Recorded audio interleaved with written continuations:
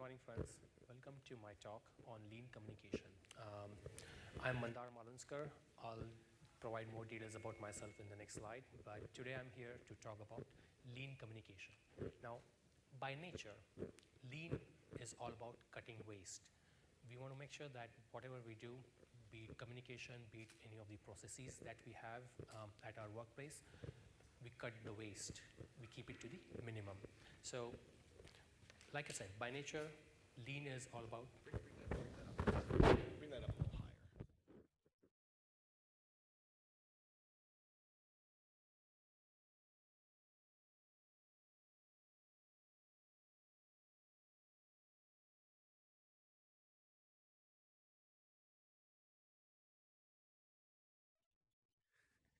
No? All right, is this better? Oh yeah, I can hear myself.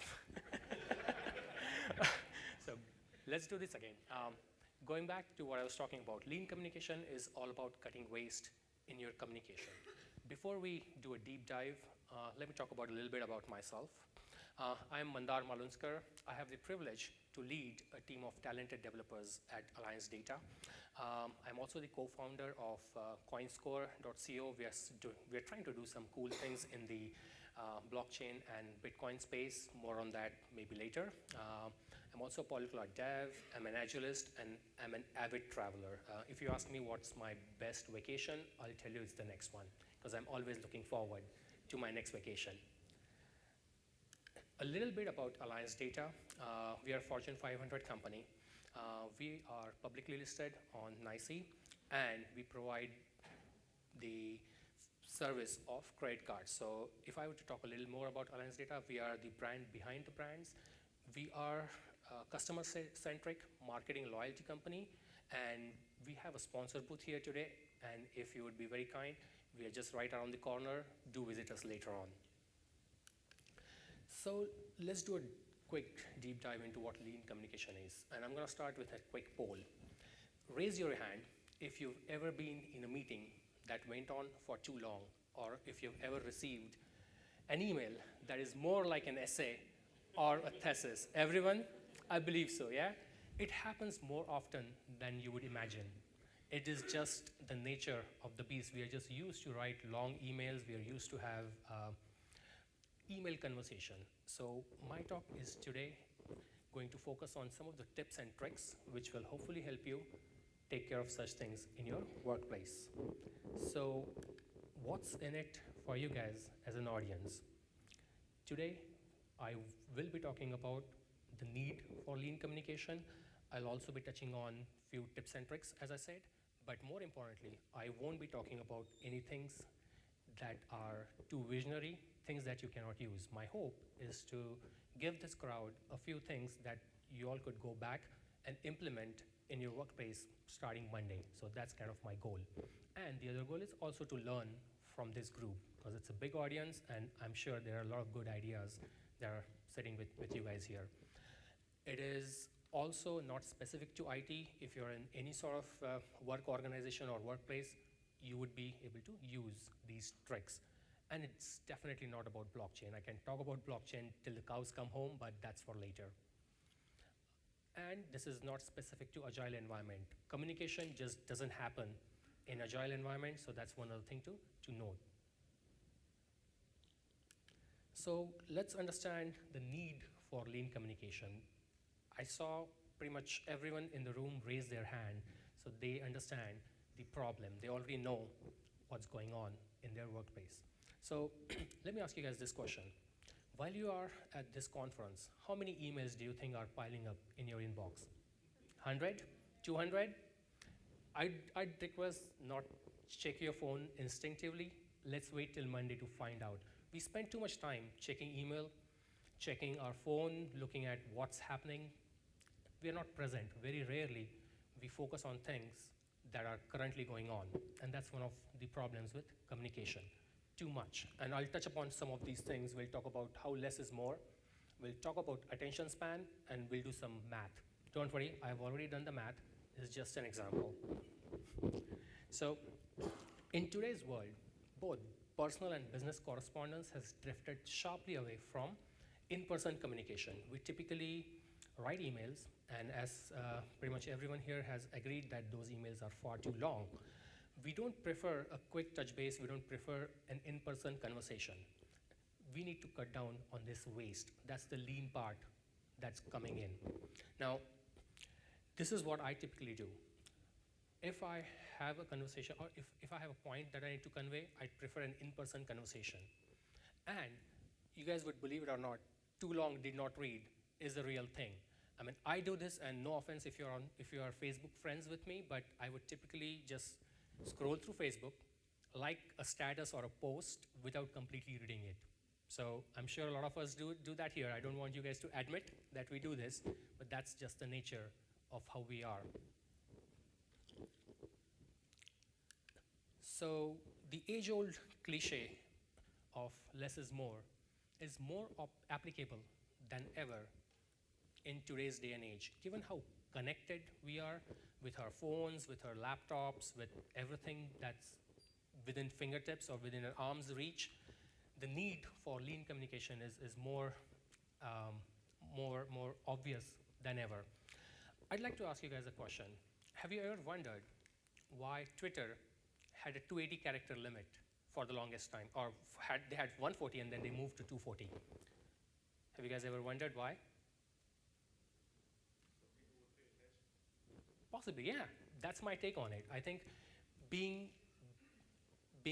kind of curt, or not curt, but being short is something that just has been ingrained into our minds since the explosion of social media. I think brevity is the key to lean communication.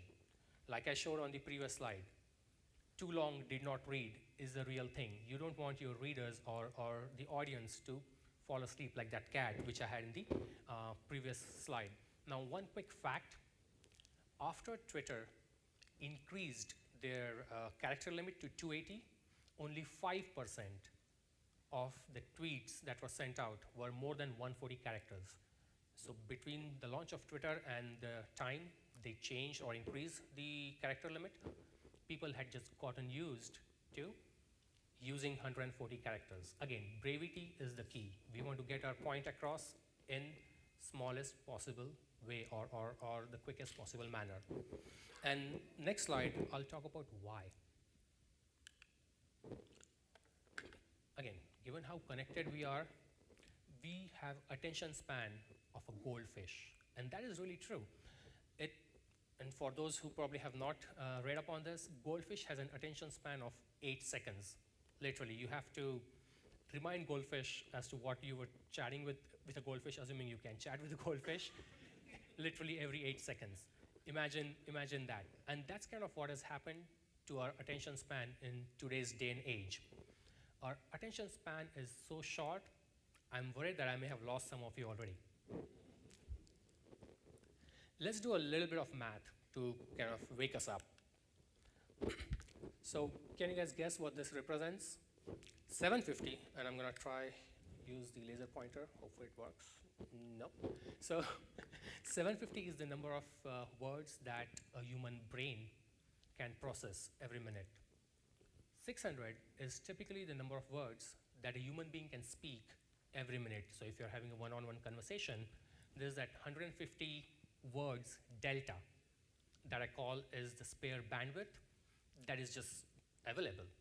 What that does is it makes our mind drift. We typically start thinking about what's for lunch. We start thinking about what we have for lunch or something else. We daydream. We even kind of imagine things, and that's typical human brain. It's nobody's fault. We have been evolved in a manner where we could process a lot more than what we typically get. And later on, I will share a tip on how to control such a thing in a team setting. Like I said earlier on, I'm hoping to provide a few tips and tricks as a part of this talk. All right, now that we've covered the need for lean communication, let's move over to tips and tricks that would help you communicate in a leaner manner at your workplace. So we'll talk about 5 tips and tricks today. We'll talk about show it. We will talk about 5 emails rule. We'll talk about mind maps, which I believe a lot of people here would be familiar with. We'll talk about jellyfish, which is one of my favorite topics that I have implemented, or tricks that I've implemented at my workplace. And we'll also talk about bottom line upfront. All right?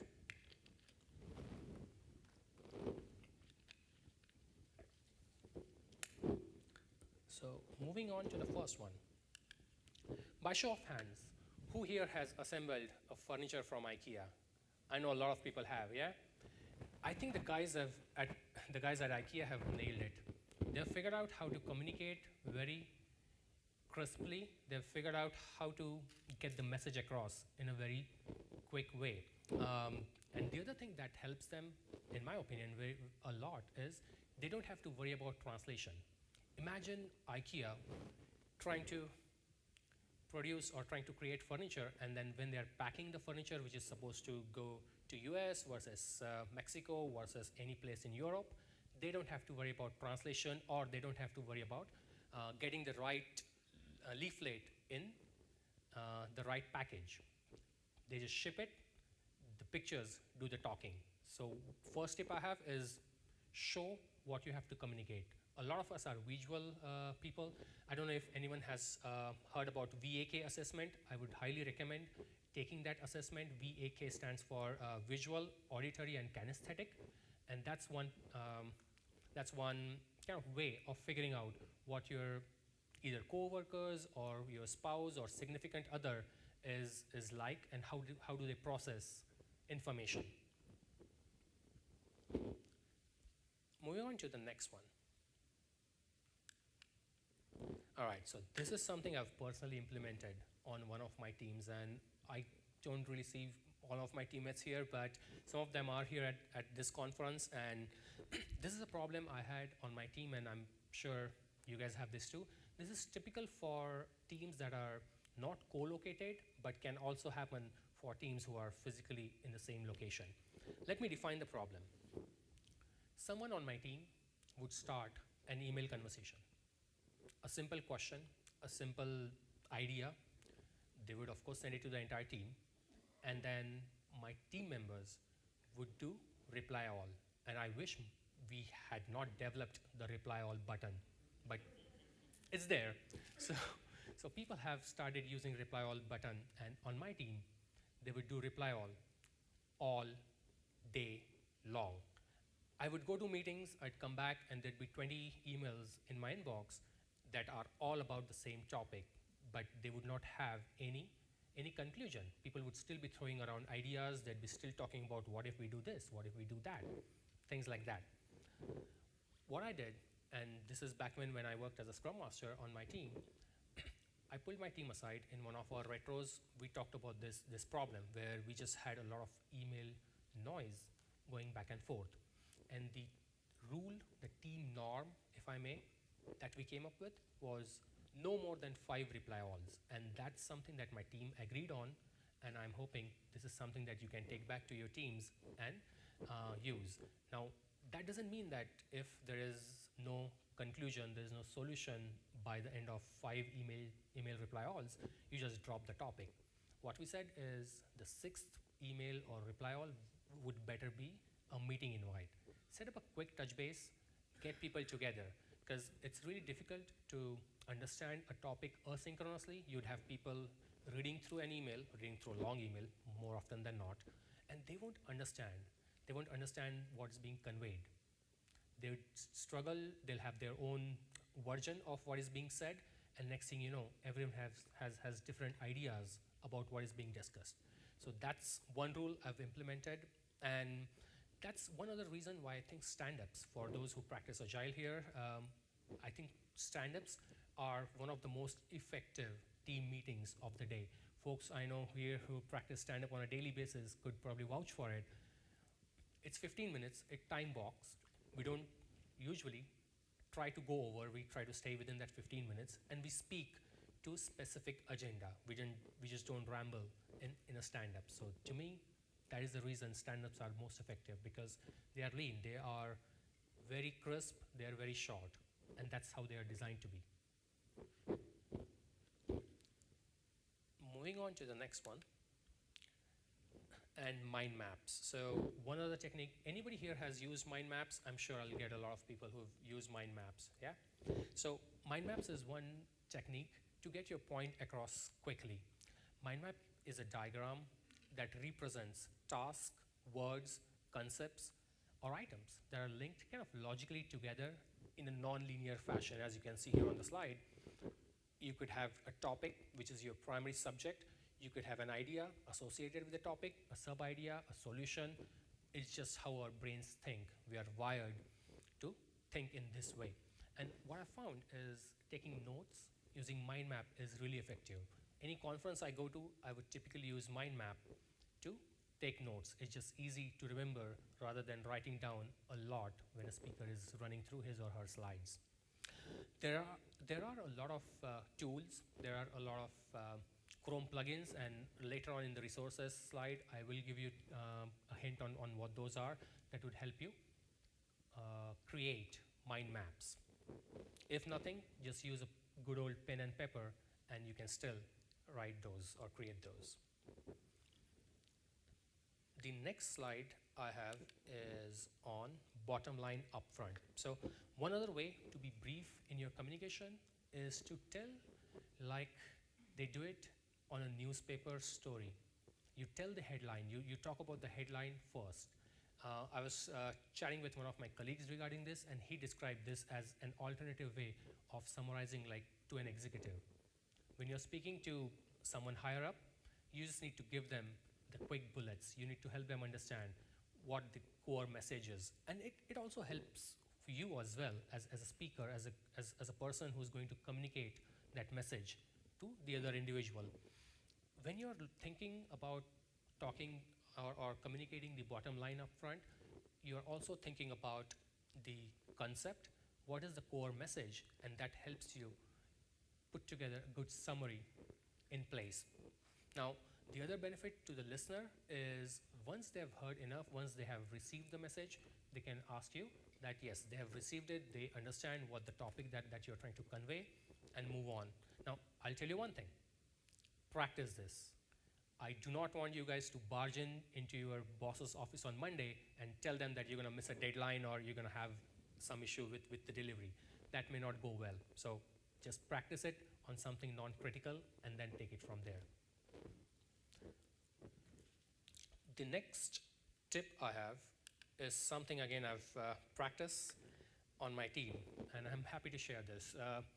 For those who've probably read up on jellyfishes, you may know this. Jellyfish are simple creatures, organisms that do not have brain. What they typically do is they just drift, or usually a school of jellyfish, a group of jellyfish, would just drift along the ocean currents. They don't usually use their brain as such. They don't have a brain to kind of pick a direction. They just drift along. And one of my teams had this problem. That team had one, maybe two people who had a very strong voice. What that did is that allowed them to take any meeting, any team conversation into a different direction without them realizing it. They would speak up and others would just go into the corner. That's a problem. As you can imagine, in a team, we need ideas, we need everyone to speak up, we need cross-pollination of thoughts. We don't need one or two people speaking up and dominating an entire conversation. So how did I solve this? I used jellyfish. As I stated earlier on, jellyfish are a bunch of animals or organisms which do not have any brain. So what I did is, again, I pulled my team together in a retro, said, hey guys, here's a problem, and here's a solution that we have. Let's see if this works for us. And solution was use jellyfish as what I call as almost a safe word, if I may. Anytime anyone on the team or in a team meeting or team setting felt that we are drifting away from the agenda, drifting is the key word here, drifting mindlessly, drifting without using our brains into a completely different direction, then they could just use jellyfish as the word.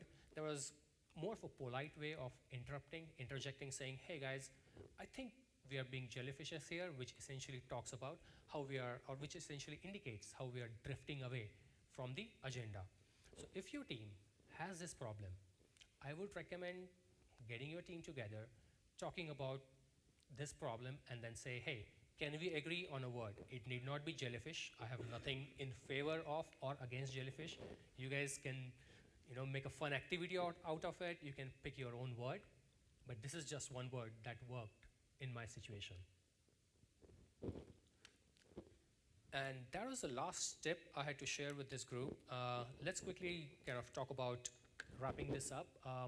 As I bring this to closure, a quick recap of what we talked about. We talked about what is lean communication. We talked about how we could cut waste, be lean in our communication, get the point across in a crispier manner, be brief. We also talked about the short attention span, goldfish. We also talked about TLDR, too long, did not read. And we are so efficient these days that we would not even bother writing. Too long, did not read. We have developed an acronym for that, TL:DR, right? That's why emojis are a big thing. We want to communicate in very small words. We also talked about how our brain uses the spare capacity that it has. Again, it's nobody's fault. We are wired to take in 750. We typically get about 600 words. Now, again, if you ask my wife, I'm sure she'll tell you I can speak a lot more than 600 words, but that's for later. That's for a later talk. And one other thing, or two other things that we talked about, and these are my favorites, is the reply all rule. If you guys have that problem at your workspace, I recommend getting your team together, and of course jellyfish, which is one of those words that my team could come up with that just jived with all of us, because it talks about drifting and it talks about drifting mindlessly. If anyone in the audience has any suggestion or any thought of around this, I'd love to hear them. Yeah.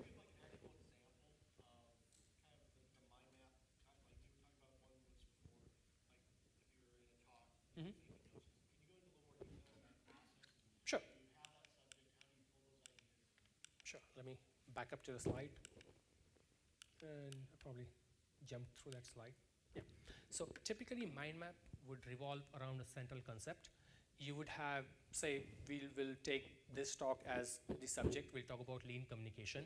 The ideas or thoughts that would be linked to this mind map would be just what jives with you, what you can remember, or what will help you remember, implement this concept or this topic. One of the subtopics or the ideas or tips and tricks could be jellyfish, could be the reply all rule, could be the need. Typically, and I'm a big fan of Simon Sinek. I'm sure everyone here has heard from him. He's a good speaker on you typically find his talks on TED.com. He usually would talk about start with the why. So first thing maybe, talk about why do we need this? What's the waste that we are trying to cut down on?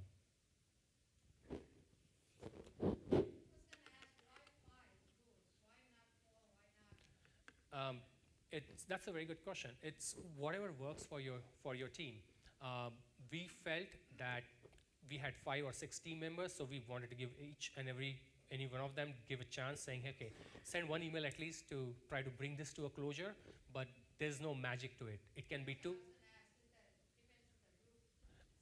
Yes, and typically on an agile team, which what I had back then, and I had a group of devs, there were 5 developers. Typically you would have a group of dev and QA, and your team size would be somewhere between 5 to 7, but there's no magic to it. It could be 5, it could be 6.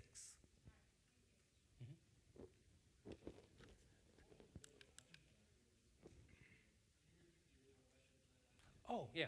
So the original question was there any reason I picked up 5 reply alls and not anything other than 5? So like I said, there's no magic to it. It's just something that my team and we discussed, like we all together discussed as a group, and that was it.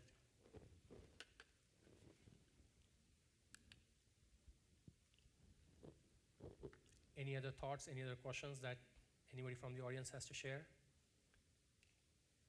Yeah. I don't know if you did this on purpose, but you almost structured your presentation as a mind map. If you go back to the overall, Yep. you had the main subject with the different subgroups off the side. I'm glad you noticed.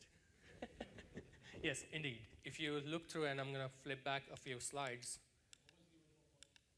Oh, he said, I don't know if I noticed, that I've structured my presentation like a mind map, and that is very true. If I go back here, I have the tips and tricks as my core idea, and then it leads me to show it, 5 email rule, mind map, jellyfish, and bottom line upfront. So yes, that is very true.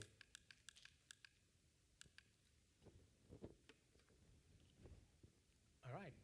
From a show perspective, Mhm. I mean, is it something where, do you typically find it more visual, like on the board, versus an actual demonstration of show it? You can kind of elaborate on that a little Sure. bit more? So as I said earlier on, there are different ways we learn.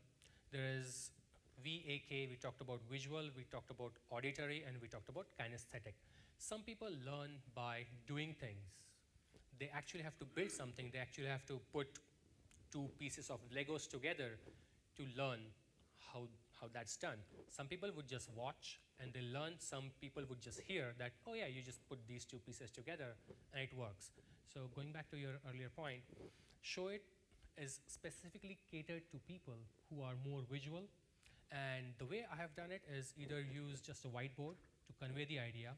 We do get smart whiteboards where we could just draw whatever we'd like and then email that picture out. Or you can always use your phone. I have one person here who introduced me to an app called Microsoft Lens, who, I don't know if you guys have heard about that, but it typically, if you take a picture and you end up taking that picture at an angle, it will change the angle for you, so it will appear as if you've taken it right up front, which definitely helps if you're trying to keep notes.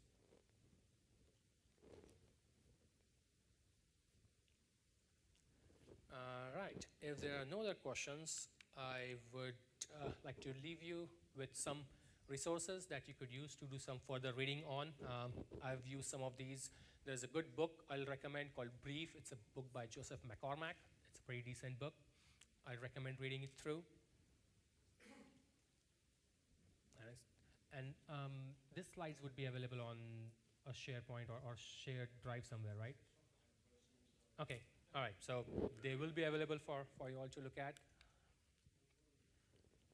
And to conclude, I'd like to thank you all for joining to this conversation on lean communication.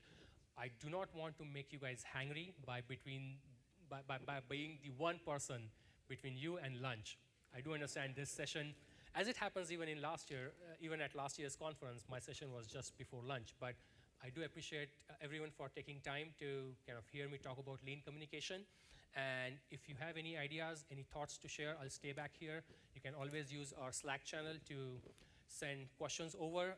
And if you could be very kind, you could always visit us at the Alliance Data booth, which is just around the corner. All right? Thank you, everyone.